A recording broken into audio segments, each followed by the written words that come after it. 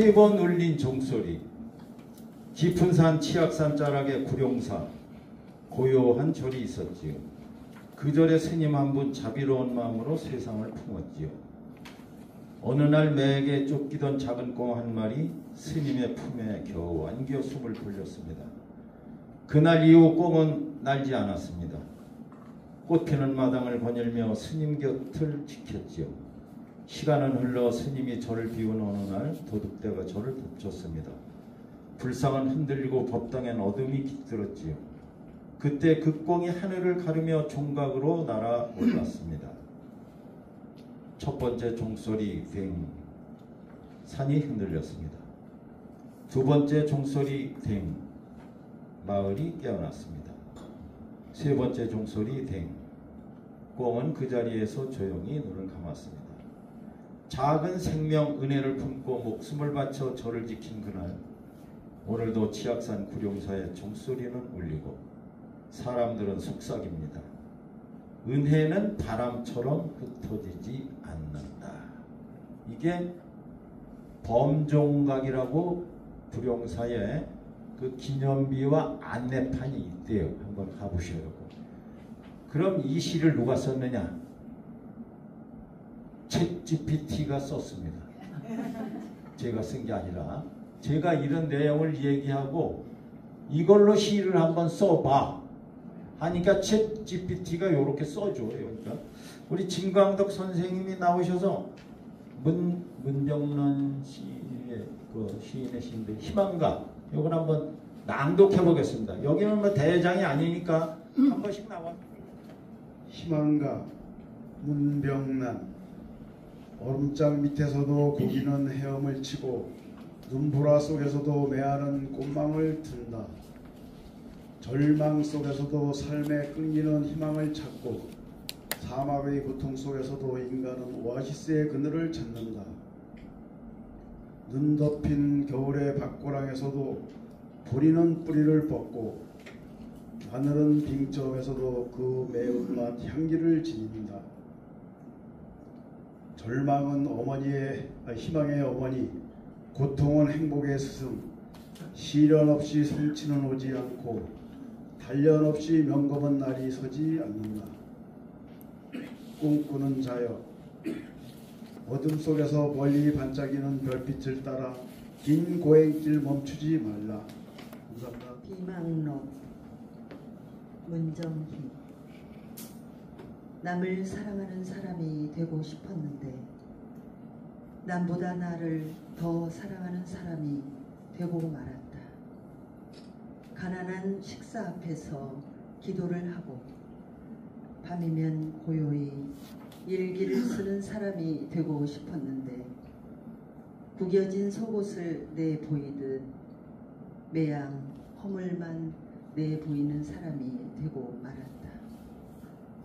사랑하는 사람아, 너는 내 가슴에 아직도 눈에 익은 별처럼 박혀있고 나는 박힌 별이 돌처럼 아파서 이렇게 한 생애를 허둥거린다. 내가 만난 사람은 모두 아름다웠다. 얘기죠. 입 넓은 저녁으로 가기 위해서는 이웃들이 더 따뜻해져야 한다.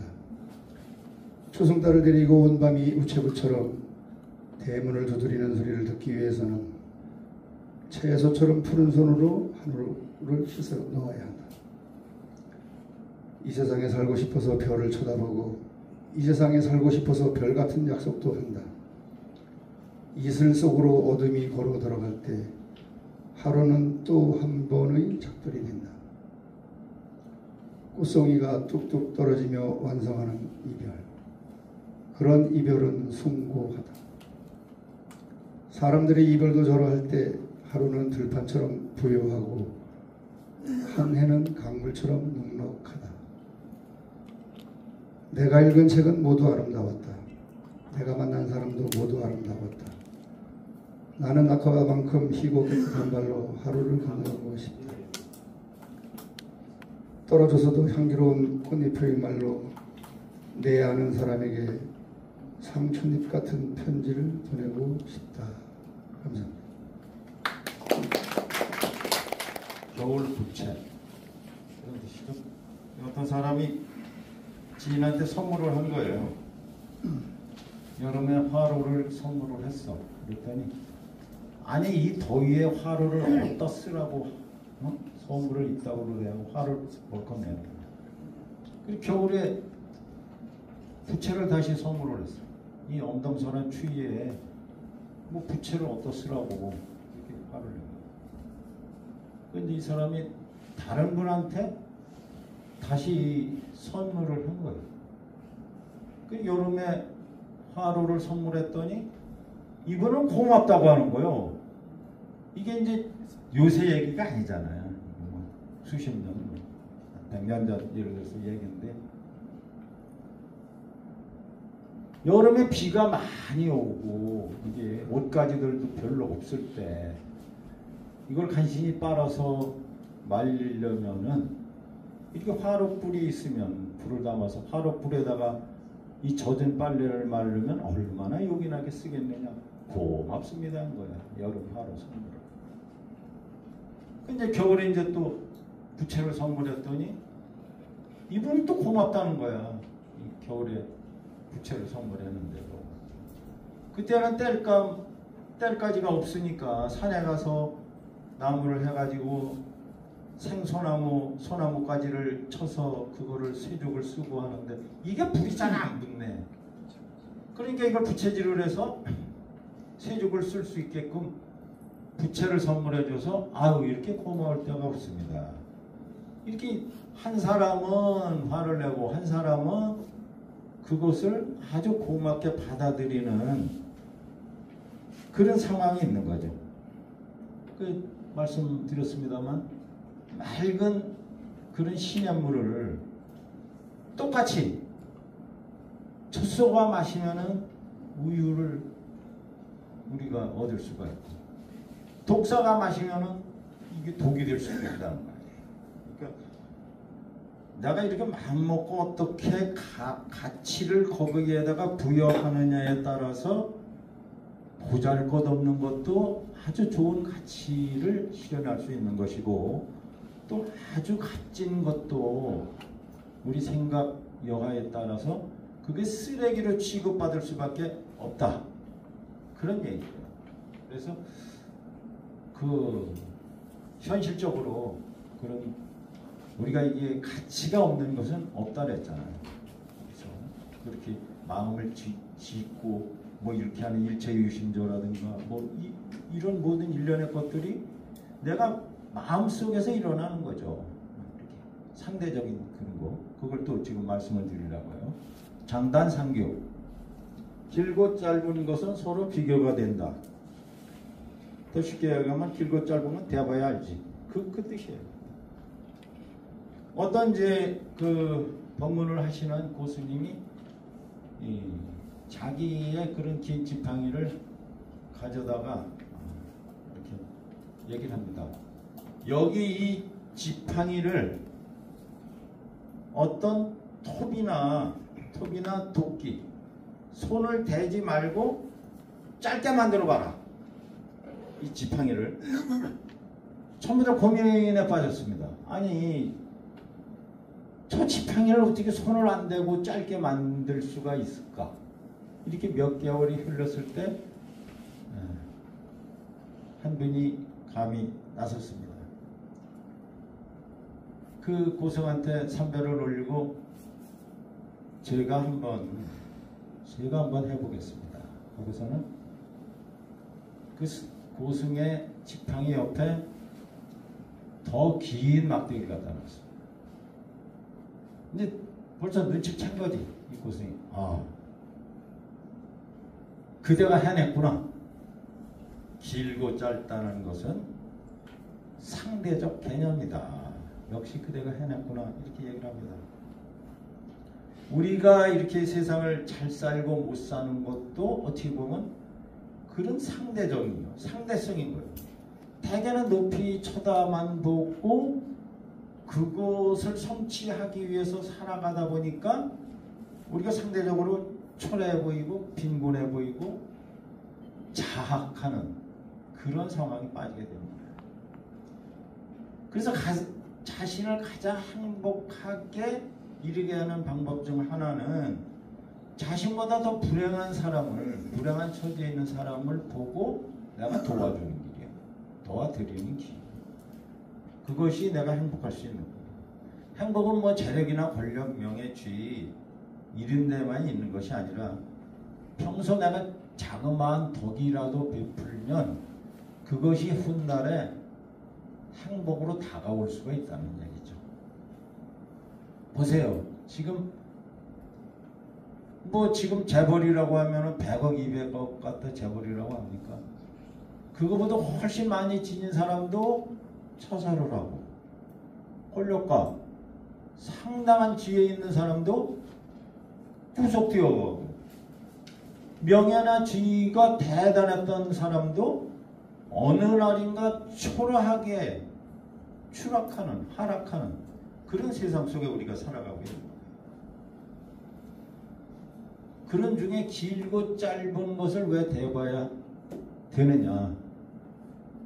내가 짧다고 느끼는 그 짧다는 개념이 더 짧은 것에 비하면 내가 긴 거예요.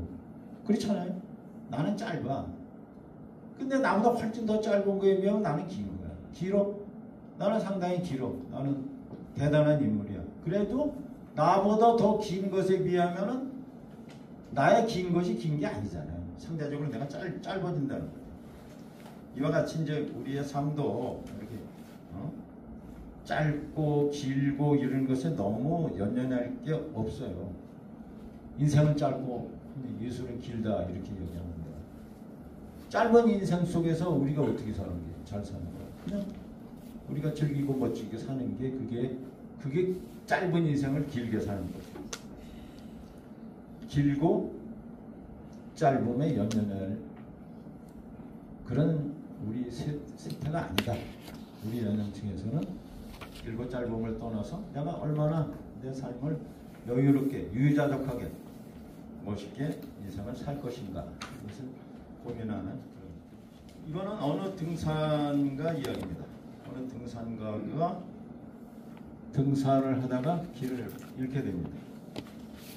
아주 첩첩산중 깊은 산중에서 지쳐서 눈은 억수로 퍼붓는데 이제 기력이 다 쇠해서 등산하시는 선생님이 계시지만 하여튼 그런 방향 감각도 다 잃고 먼저 제가 얘기했었죠. 눈에 홀리다. 전혀 뭐 기력도 이렇게 세단해지고 허기도 지고 보이는 것도 없고 그래. 이제 지쳐 있는데 아주 호롱불이 하나 이렇게 깜빡이고 보이는 것이 있어서 거기를 기다시되 이제 어느 할머니께서 소라한 할머니께서 나오셔서 이 등산가를 간신히 끌어서 방에 눕힙니다. 완전히 혼전한 상태예요. 이 등산가는. 그래 하루 지나 이틀 만에 간신히 깨어났어요. 이 할머니께서 방에 불을 데피고 따뜻한 물로 수건으로 얼굴을 씻어주고 미음 같은 죽을 끓여서 이렇게 수생을 하게 합니다. 등산가가 드디어 깨어났습니다. 할머니 여기가 어디입니까? 그랬더니 아유 안심하세요. 여기는 내 집이고 아주 깊은 산중에 있습니다. 제가 좀 정신을 차린 것 같은데 가겠습니다. 했더니 안 됩니다. 여기서 찾길까지는 좋기 30리는 걸어가야 돼요. 이렇게 얘기를 하고 여기서 뭐 걱정 말고 계시다가 이 등산가는 어느 대기업의 총수였습니다. 근데 부득불 혼자 있는 시간을 즐기겠다고 나섰던 거예요. 나섰다가 이렇게 조난을 실족을 당한 건데 이 할머니께서 그래도 이렇게 천신만고 끝에 살아갈 수 있는 그런 이렇게 하늘이 도왔다 이렇게 이 사장은 생각을 하고 있었어요. 나도 당신 같은 아들이 있었다오. 이제는 세상에 없지만 이렇게 하면서 할머니께서 한 사흘을 더 묵어가기를 원해서 이 재벌 총수는 거기서 사흘을 더 이렇게 눈보라가 이제 잦고 시야가 좀 확보가 돼서 길을 났습니다. 이래 보니까 방에 문풍지고 뭐가 다 이게 떨어지고 이런 상태로 나서 마침 이 재벌 총수한테는 100만 원이면 뭐 시골집 뭐 5채 10채를 지어도 남는 돈인데 할머니 이걸 제가 드릴 테니까 이제 겨울을 좀 따뜻하게 나세요. 집 잘 져서 사세요. 이런 말씀을 못 드리고 그냥 그렇게 봉투에 넣어서 전해드리고 떠난 거예요. 그러니까 이제 이 등산가 재벌 총수는 내가 이렇게 큰 돈을 줬는데 할머니가 잘 살고 집도 잘 짓고 그래도 이제 그런 편안한 생활을 유지하고 계실 거다 이런 생각을 하고 떠났는데 한 2년 후에 다시 거기가 가고 싶어서 찾아간 거야. 산중에 찾아갔더니 뭐 집에 그런 사람 온기가 있는 흔적도 없고 또 문짝도 부서지고 어서 상당히 부패한 냄새가 나는 거야. 그리고 가봤더니 할머니는 돌아가셨어. 겨울에 그 추운 한기를 못 이기고 제대로 식량이 떨어져서 그런 복기를 못 잇다가 돌아가신 거야. 이상한 거야. 이 등산가는 내가 100만 원을 드렸는데 집을 몇 채 사도 살 텐데 지어도 질 텐데 그래 이래 잘 보니까 문풍지에 백지수표를 붙여놓은 거야. 바람 들어오지 말라고. 바람 들어오지 말라고. 아니 이럴 수가. 내가 분명히 큰 돈을 들였는데 이 수표를 갖다가 문풍지로 사용하고 있네. 아차. 그때 손재 회장은 내 잘못을 뉘우친 거야. 그리고 양지바른 곳에 할머니를 이제 회사 직원들 시켜서 묻어드리게 되는데 그때 이제 깨달은 거야.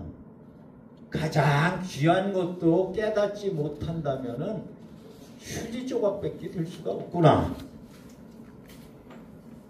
어차피 내 주변에도 이런 휴지 조각 같이 귀한 걸 모르고 휴지 조각 같이 살아가는 사람들이 얼마나 많이 있을까요? 할머니가 내게 주신 그 조로 쓴 죽이 하잘것없는 그 음식이 내게는 그게 보석이지.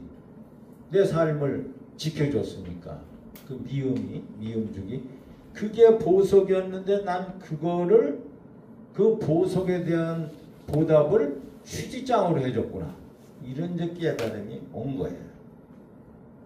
그러면은 그 가장 소중한 것을 깨닫지 못하고 문풍지로 우리 여러분들께서는 사용하는 일이 없는가? 우리 한번 반문해 볼 일입니다. 그 문풍지로 쓰고 있는 것이 내 친구가 될지, 내 부모가 될지, 내 남편, 내 아내, 내 자식이 되고 있지는 않는지 이런 것을 생각해 보자. 정말 소중한 것에 대해서 생각을 해보자는 거예요. 뭐가 더 소중하고 덜 소중하고 그런 뭐 소중한데 우선순위가 뭐 굳이 그런 의미를 부여할 필요는 없습니다만은 그런 소중한 것을 우리 현대인들은 잊어버리고 산다는 거예요.